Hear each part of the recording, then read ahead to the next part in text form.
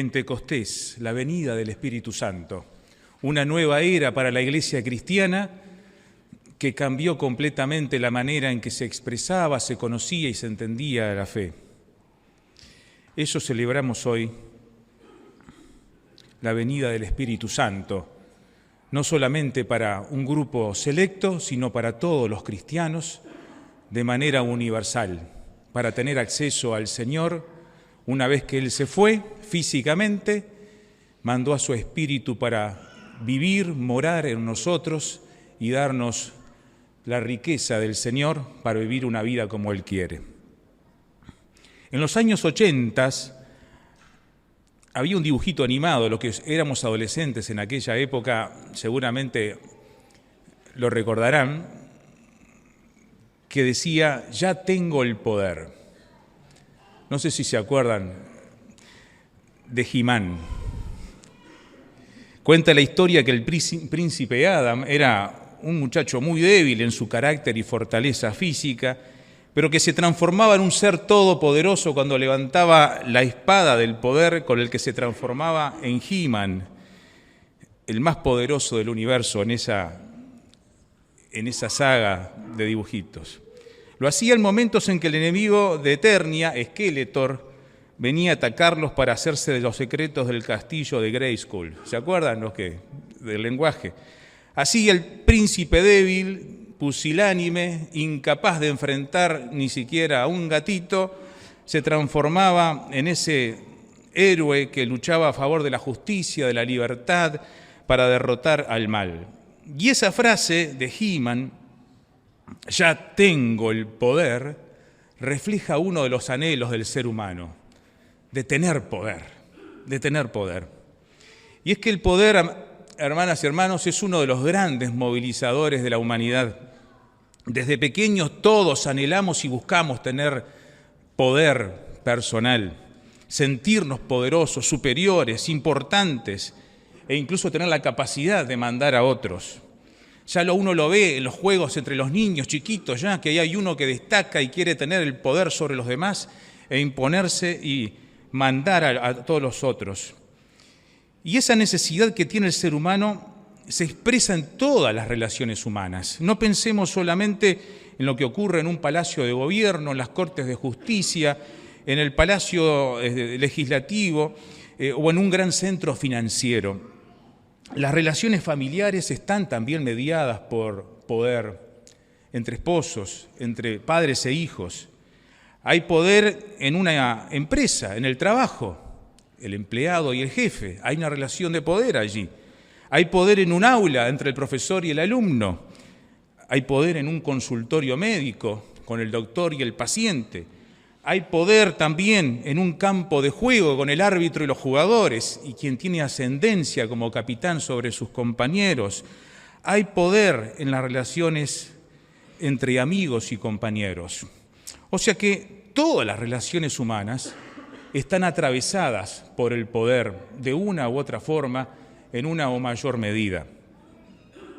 Bien utilizado, bien canalizado, bien utilizado con motivaciones sanas, puede producir mucho bien.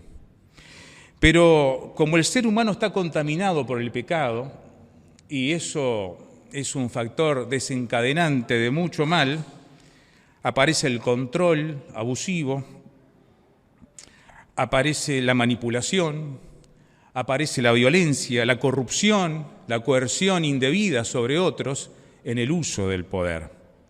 Jesús sabía eso, lo tenía muy claro, y le enseña a sus discípulos que estaban en esa búsqueda del poder en el reino de Dios, peleándose entre ellos de quién iba a sentarse a la izquierda y a la derecha del trono del Señor en su gloria.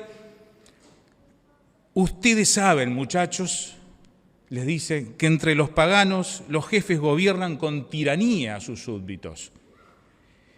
Y los grandes hacen sentir su autoridad sobre ellos. Pero entre ustedes no debe ser así, no debe ser así. Al contrario, el que entre ustedes quiera ser grande deberá servir a los demás. Y el que entre ustedes quiera ser el primero deberá ser su esclavo. Invierte la relación el poder del cristiano, dice Jesús, está en el servicio, en el servir a los demás. Pero los apóstoles continuaron con esta problemática interna durante todo el ministerio de Cristo, no se pudieron desprender de eso y tenían una visión equivocada todavía de dónde estaba el poder del cristiano. En Hechos capítulo 1, justo antes que Jesús ascendiera, sucede este diálogo a partir del versículo 6 del capítulo 1. Entonces, los que estaban reunidos con él le preguntaron: Señor, ¿vas a devolverle a Israel el reino en este tiempo? Y él les respondió: no les toca a ustedes saber el tiempo ni el momento que son del dominio del Padre. Pero cuando venga sobre ustedes el Espíritu Santo, recibirán poder y serán mis testigos en Jerusalén, en Judea, en Samaria y hasta lo último de la tierra. Después de haber dicho esto, lo vieron elevarse y ser recibido por una nube que lo ocultó de sus ojos. Hasta el último momento, los apóstoles seguían teniendo, hasta antes que Jesús pusiera el pie sobre la nube y se lo llevara al cielo el Padre para estar en su gloria, seguían teniendo problemas con el poder. El líder mesiánico que ellos estaban esperando era de carácter político. Seguían teniendo una visión política del asunto todavía del ministerio de Jesús. Y él debe, como les decía recién, con un pie en la nube prácticamente, reenfocar su mirada. Es lo último que les da Jesús como mandamiento, por lo cual la última enseñanza es muy importante, porque es lo último que le quiere decir antes de partir a alguien que se va en un viaje largo antes de su segunda venida. La fuente del poder del cristiano no está, dice Jesús, en los reinos de su tiempo. No está instalando gobiernos políticos o intentando hacerse del poder del aparato del Estado para imponer una agenda religiosa a prepo sobre toda la sociedad. Eso no es lo que le dice el Señor, eso no es asunto de ustedes en este momento. Esa no es la manera de influir de la Iglesia de Cristo en la sociedad. Y cada vez que la Iglesia ha confundido este rol y se ha metido con los poderes temporales de esta tierra, y ha querido transformarse en un actor político partidario o teocrático en algunos lugares, ha fracasado en su misión espiritual. Porque la fuente del poder de la Iglesia no está allí. Por ello Jesús le dice que no les toca a ustedes, a nosotros, estar preocupados por el momento en que Cristo va a volver a la tierra a poner toda la casa en orden en su segunda venida. Nuestro foco de atención ahora no debe estar en los problemas político-partidarios del poder y todo lo demás que ocurre, tal cual lo maneja el mundo, sino tiene que estar en nuestro enfoque sometido al poder del Espíritu Santo. Ese es el poder del cristiano. El poder del Espíritu Santo obrando en nuestras vidas, siendo testigos, dice el Señor Jesucristo, y cumpliendo con todo lo que el Evangelio nos pide como sus hijos. Es un poder que ejerce una influencia positiva y constructiva de forma totalmente diferente en la sociedad y con un ámbito de acción que ningún poder humano puede efectuar. Es un ámbito diferente que se suma a la vida del ser humano para darle una respuesta espiritual en un mundo con muchos problemas terrenales. Entonces le podemos preguntar a Jesús, ¿qué significa vivir en el poder del Espíritu Santo? Recibiréis poder. Recibiréis poder. Tenemos un poder, porque en la medida que hemos llegado a ser discípulos de Cristo y el Espíritu Santo viene a vivir y a morar en nosotros, a hacer habitación y somos templo del Espíritu Santo, como dice Pablo, tenemos ese poder ya instalado en nuestro sistema, en nuestro ADN espiritual y podemos vivir bajo ese poder para ejercer influencia. Los primeros cristianos, estos discípulos, esos 120 que mencionaba el pastor, ingresaron en una dimensión desconocida hasta el momento. Desconocida porque hasta ese momento de la historia el Espíritu Santo se manifestaba de manera especial sobre determinadas personas para cumplir tareas especialmente designadas. Por ejemplo, en el libro de Jueces nos dice que el Espíritu del Señor se adueñó de Gedeón. Ingresaba en una persona especialmente para cumplir una tarea. De David dice que luego de ser ungido por Samuel, y a partir de ese momento, el Espíritu del Señor se apoderó de él. Y así durante todo el Antiguo Testamento, el Espíritu Santo manifestándose en personas específicas para cumplir tareas designadas en un llamado especial. Al llegar al Nuevo Testamento, entre los cambios de dispensación del Antiguo al Nuevo Testamento, aparece el ángel frente a la Virgen María, que recibe el anuncio que el Espíritu Santo vendría sobre ella, y ocurrió milagrosamente una demostración del poder de Dios al quedar embarazada y concebir del Espíritu Santo al Señor Jesucristo. E incluso cuando Jesús inició su ministerio, lo hizo con una demostración también del poder de Dios tras el bautismo, donde dice el Evangelio que descendió del cielo como una paloma el Espíritu Santo, que lo invistió del poder de Dios para cumplir el ministerio. Y a partir de ahí inicia la vida pública del ministerio de Jesús. Pero a partir del día de Pentecostés, hecho histórico que estamos recordando hoy, la cosa cambia. La manera en que se vincula el Espíritu Santo con los seres humanos es diferente.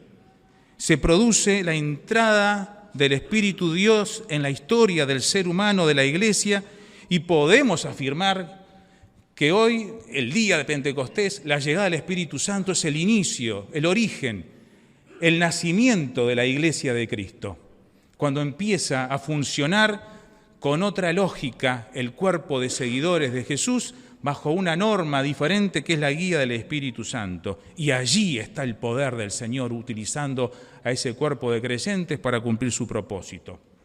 Nos dice Lucas que esta nueva era fue inaugurada con un evento singular, como nos decía el pastor hoy. Irrumpió en el lugar de reunión, en ese aposento alto, donde también se habían reunido por mucho tiempo antes con Jesús en varias ocasiones, la última cena y cuántas cosas importantes. Dice que vino del cielo como un viento recio, que haciendo resonar toda la casa en la que estaban reunidos en oración los discípulos, se le aparecieron como lenguas de fuego que se repartieron y sobre cada uno de ellos se asentó una. Y dice Lucas que todos quedaron llenos del Espíritu Santo a partir de ese momento. No uno, todos. Y ahí ven la lógica del cambio en que opera el Espíritu Santo. Toda la iglesia, todo el cuerpo de cristianos, al mismo tiempo tienen acceso a esa fuente de poder único y especial de Dios que lo manda el Señor para trabajar en pro de su motivación, que es hacer discípulos de todas las naciones. Es un hecho sin precedentes, un hecho que cambió la historia también, así como el nacimiento de Cristo y su muerte en la cruz y su resurrección. Es un cambio que llevó a los cristianos débiles, temerosos, hasta hace pocos días atrás, dudando que Jesús los tiene que buscar por el camino a Emaús, a Pedro restaurarlo de su fractura espiritual y su manera de vivir tan alejado de lo que el Señor quería para él, traerlo de vuelta. Y unos versículos después, en el capítulo 2, vemos a un Pedro lleno del poder de Dios dando el primer sermón que conmovió a la ciudad de Jerusalén y 3.000 personas fueron salvadas ese día. Es un poder que cambia, que afirma, que enseña, que restaura, que consuela, que trae la verdad del Señor como recordatorio y nos impulsa a cumplir su propósito. El apóstol Pablo le dice a los corintios que todos nosotros, hablándole ya al mundo pagano, al mundo gentil, no judío, judíos o no judíos, esclavos o libres, todos fuimos bautizados para formar un solo cuerpo por medio de un solo espíritu. Y a todos se nos dio a beber de ese mismo espíritu. Todos tenemos acceso a la fuente de poder espiritual. A partir de ese entonces, vivir en el poder del Espíritu Santo, en el contexto de la comunidad de la Iglesia, se expresa a través de una diversidad de dones, de ministerios y de operaciones, dice Pablo a los Corintios en el capítulo 12. Y por encargo del Señor y para beneficio del cuerpo de creyentes y para testimonio de la iglesia en el mundo. Dice 1 Corintios 12:6 que hay diferentes manifestaciones de poder. Manifestaciones de poder, fíjense. Pero es un mismo Dios que con su poder lo hace todo en todos. Y que Dios da a cada uno alguna prueba de la presencia del Espíritu Santo, ejercitando nuestros dones espirituales para provecho de todos. En el contexto de la iglesia, para crecimiento de la familia de la fe y el testimonio de esa iglesia, de esa congregación en el barrio, en la ciudad donde se está asentando esa iglesia. Y la pregunta es entonces, ¿cómo vivimos en el poder del Espíritu Santo en relación a eso? Ejercitando nuestros dones. Y la pregunta para nosotros es, ¿estamos ejercitando el poder del Espíritu Santo en nuestras vidas a través de los dones que Dios nos dio? ¿O simplemente estamos ocupando un asiento? El poder, el vivir en el poder del Espíritu Santo requiere que nos pongamos en pie y actuemos. Vivir en el poder del Espíritu Santo implica compromiso con el don espiritual que el Señor le dio a usted. ¿Cuál es su don? ¿Cuál es ese talento, esa capacidad espiritual especial que el Señor le ha dado? ¿La conoce? ¿La está desarrollando? ¿La está poniendo al servicio del Señor en el contexto de la iglesia? Una iglesia poderosa, mis hermanos y mis hermanas, es aquella en la que todos sus miembros ejercitan sus dones espirituales. Porque es, como dice Pablo, un cuerpo que se mueve en unidad, coordinadamente, cooperativamente. Todos funcionan de tal manera que van hacia un mismo propósito, dirigidos por la cabeza que es Cristo. Y si hay un miembro que dice, yo no quiero ejercitar mi don, el brazo se deja caer y morir. Imagínense el resto del cuerpo teniendo que llevar a este que no quiere hacer nada y queda sin movimiento, sin participación. Los ojos dicen, hoy no quiero abrir los ojos, hoy no voy a hacerlo, no voy a ejercitar la tarea que tengo. ¿Qué pasa con el cuerpo?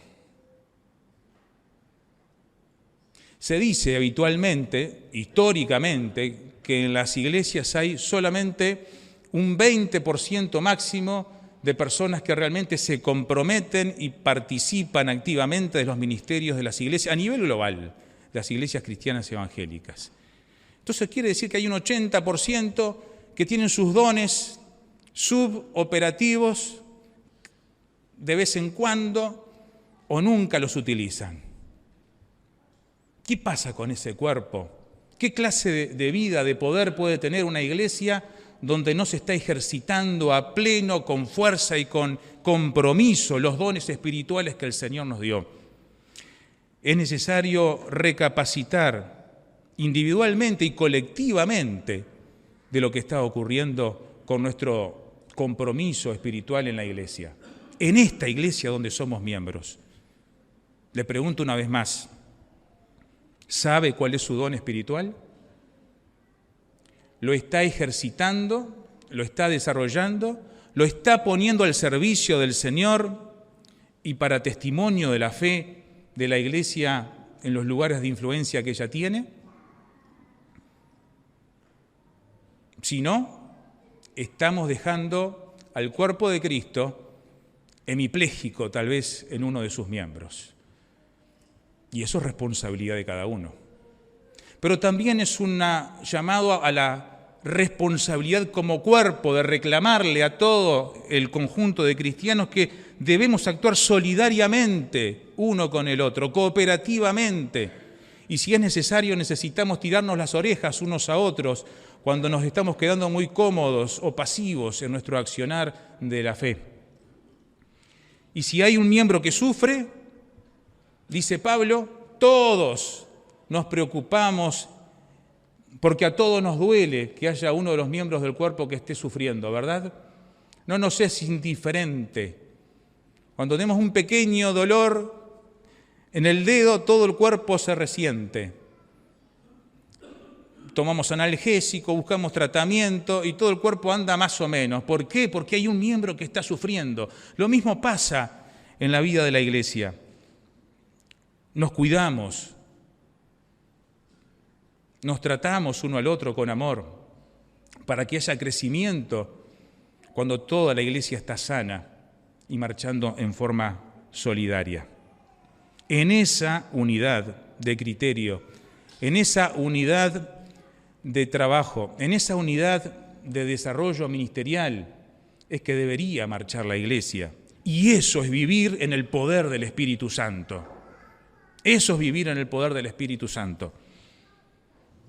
Allí se manifiesta el Señor y agrega incluso más dones y talentos de acuerdo a la necesidad en la manera que los hacemos producir y crecer y desarrollar. ¿Quiere vivir en el poder de Cristo, en el poder del Espíritu Santo? Use su don para la gloria del Señor. También vivir en el poder del Espíritu Santo es actuar con la mente de Cristo. Juan dice que el mundo no puede recibir ni entender al Espíritu Santo porque no lo ve ni lo conoce. Podemos afirmar que el que no es discípulo de Cristo tiene una ceguera cognitiva espiritual, porque no tiene capacidad de entender a la tercera persona de la Trinidad. Juan 14, 17. Pablo, por su parte, dice que para el hombre natural, que no tiene el Espíritu de Dios, todo lo de la fe le resulta locura, dice. Una locura es esto.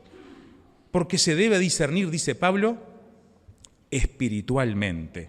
Y concluye que el cristiano es capaz de pensar espiritualmente, 1 Corintios 2:16, porque tiene la mente de Cristo. Tiene la mente de Cristo. Y tener la mente de Cristo, dice en la carta a los Efesios, significa despojarse de la vieja naturaleza, del viejo hombre que está contaminado con sus deseos engañosos, que ha perdido toda sensibilidad espiritual y se entrega para vivir con avidez, dice, toda clase de impureza. Por el contrario, dice Pablo, tener la mente de Cristo significa renovarse en su manera de pensar, para que así cambie su manera de vivir. Romanos 12. Entonces, vivir en el poder del Espíritu es actuar con la mente de Cristo. Pensar como Cristo. ¿Y cómo se muestra de manera práctica que uno tiene la mente de Cristo y actúa en el poder de su Espíritu? Pablo enumera algunas formas de actuar bajo el poder del Espíritu Santo en Efesios 4 y 5. Le menciono algunas. Efesios 4:25. No mientan más. Mire qué práctico. No es una experiencia mística esto del Espíritu Santo, como en alguna época la iglesia se quiso. El Espíritu Santo es algo bien práctico que se pone en todas las áreas de nuestra vida. Y eso es vivir bajo el poder del Espíritu Santo.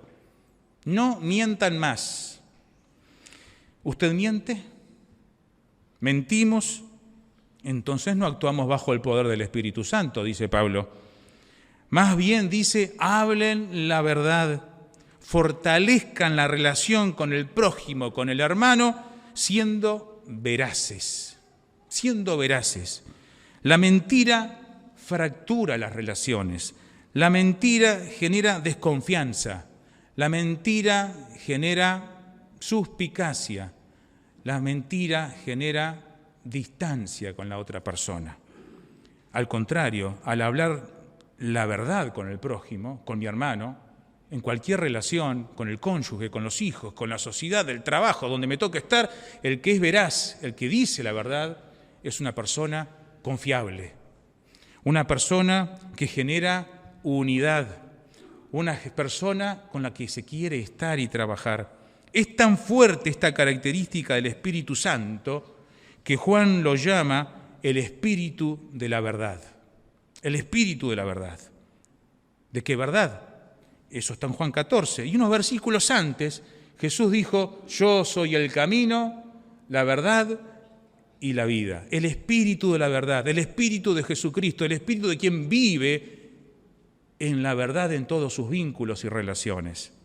Así que la primera manera, una de las maneras prácticas de mostrar que tenemos el poder de Cristo, del Espíritu en nuestra mente, es no mintiendo más, sino siendo veraces. En segundo lugar, Pablo dice en Efesios 4:26, si se enojan, no pequen.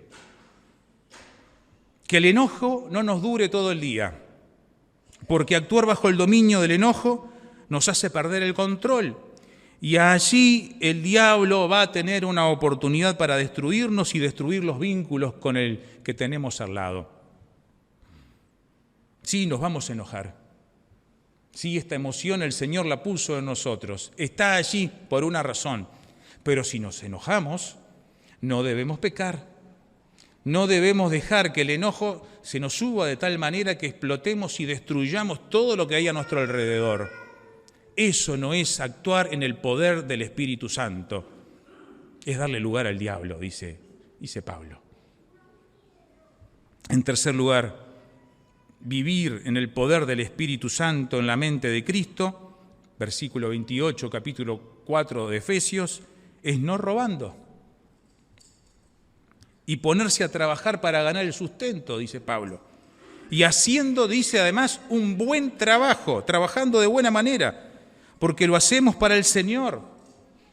Y como testimonio para los no creyentes de nuestra fe en Cristo, estudiamos, trabajamos de manera buena y excelente para mostrar quiénes somos en Cristo. Y también trabajamos para tener con qué ayudar a los necesitados, dice Pablo. Eso también es actuar bajo el poder del Espíritu Santo, compartir a raíz de lo que el Señor nos permitió ganar honradamente con aquel que tiene necesidad real y la está pasando mal. Eso es actuar bajo el poder del Espíritu Santo. En cuarto lugar, Efesios 4:29, no digan malas palabras, no digan malas palabras, sino solo palabras buenas y oportunas. Eso es también actuar en el poder del Espíritu Santo, teniendo conversaciones que edifiquen la comunidad, que traigan beneficio a quienes las escuchen. Qué mal hablado nuestro mundo hoy, ¿no?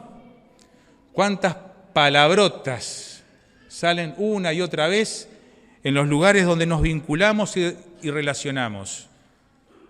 ¿Nos sumamos nosotros también? En el poder del Espíritu Santo debemos hablar solo palabras buenas y oportunas, dice Efesios 4:29. No decir malas palabras. ¿Vio qué práctico es el Espíritu Santo en nuestras vidas? Quinto lugar, Pablo presenta una trilogía en que una lleva a la otra, Efesios 5:3-5. Se nos pide que ni siquiera hablemos de la inmoralidad sexual, dice Pablo, menos practicarla, ni ninguna, lo concatena con ninguna otra clase de impureza o de avaricia. Muy interesante. Son tan graves estas tres, dice Pablo, que si vivimos de esta forma, o está metido esto en nuestro estilo de vida, ni siquiera podremos tener parte en el reino de Cristo y de Dios. Es contundente. Con las otras, Pablo dice, bueno, la podemos manejar y arreglar y hacer cambios de conducta porque tienen otro nivel de afectación. Pero estas tres, si las tenemos metidas en la vida, ahí no tenés ni parte en el reino de los cielos, dice en el 5:5. Inmoralidad sexual, impurezas o avaricia. Y parece que el que anda con inmoralidades sexuales, con impurezas, muy fácilmente cae en ser una persona avara ante lo demás. Y la avaricia, dice Pablo, es una forma de idolatría, porque adoramos a ese vil metal que se convierte en un dios en nuestra vida, el dinero. Sin embargo, dice Pablo, vivir en el poder del Espíritu Santo, en el 4:32, es ser bueno y compasivo unos con otros. Bueno y compasivo. La compasión es el amor en acción, es el salir de nosotros mismos y ponernos a disposición del otro para poder suplir necesidades en la medida que está viviendo situaciones. Buenos y compasivos unos con otros. Eso es vivir bajo el poder del Espíritu Santo. ¿Las ejercemos en nuestra vida diaria? También Pablo dice que solo en el poder del Espíritu Santo podemos ejercer el perdón que tanto nos cuesta. ¡Ay, qué difícil es pedir perdón cuando nos equivocamos! Cuando tuvimos una mala actitud, cuando hablamos fuera de tono, cuando faltamos el respeto o cuando herimos a alguien. Pablo dice que, y Jesucristo mismo dice en el Padre Nuestro, que vivir bajo el poder del Espíritu Santo es vivir una vida de perdón. Si no hay perdón, no vivimos en poder espiritual.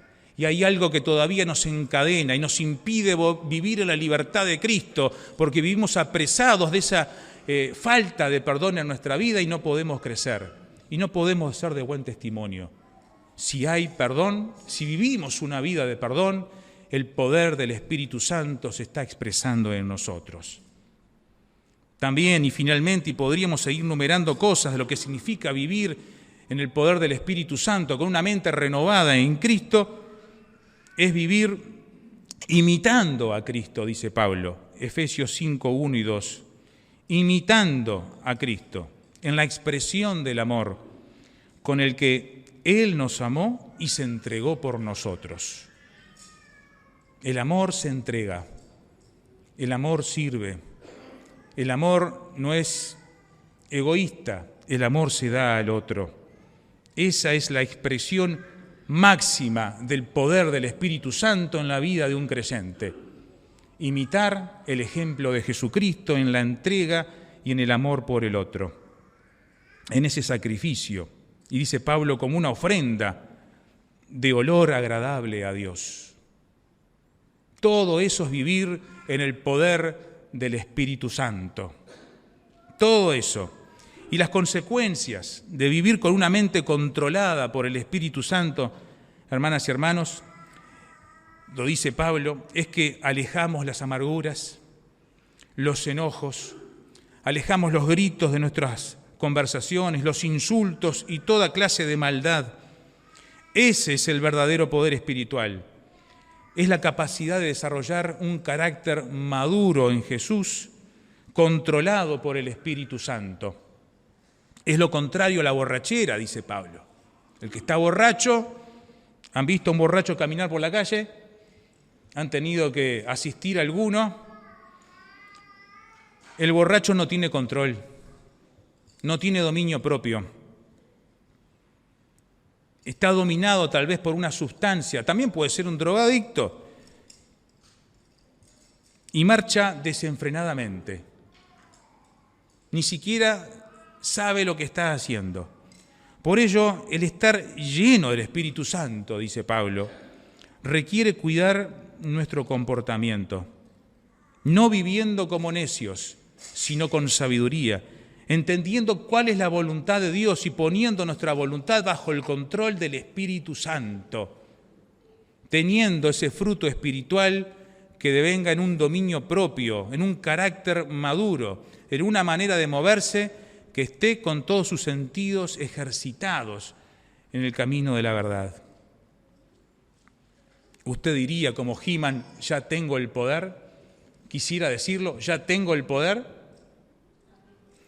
¿Tiene control de todas estas cosas que mencionábamos recién?